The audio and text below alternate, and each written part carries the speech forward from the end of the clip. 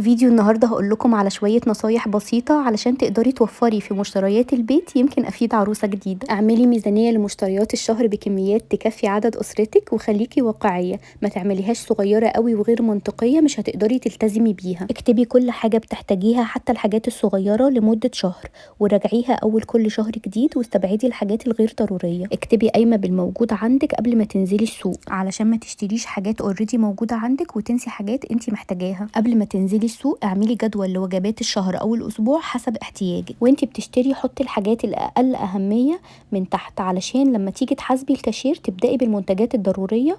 وتابعي الشاشه، لو اتخطيتي الميزانيه سيبي المنتجات غير الضروريه اللي انتي مش محتاجاها. ما تنبهريش بالعروض طالما مش محتاجاها، هتشتريها ليه؟ قارني بين اسعار الهايبر ماركتس على النت قبل ما تنزلي، وقارني بين اسعار السوبر ماركت، واختاري اللي بيوفر لك اكتر. اوعي تروحي السوبر ماركت وانتي جعانه، طالما جعانه هتشتري اكتر، وكمان هتشتري الحاجات اللي مش صحيه. روحي من غير الولاد، هيزهقوكي ويفرهدوكي، وكمان هيخلوكي تشتري حاجات ملهاش لازمه. واخيرا كافئي نفسك اذا التزمتي بالميزانيه، ومفيش مانع انك تاخدي مبلغ صغير كمكافاه ليكي، حوشيه علشان تجيبي بيه كل اللي نفسك فيه. قولولي ازاي بتوفروا في مشتريات الشهر. لو حابين فيديوهات اكتر اكتبولي في التعليقات، ولو حبيتوا الفيديو ما تنسوش اللايك والسيف.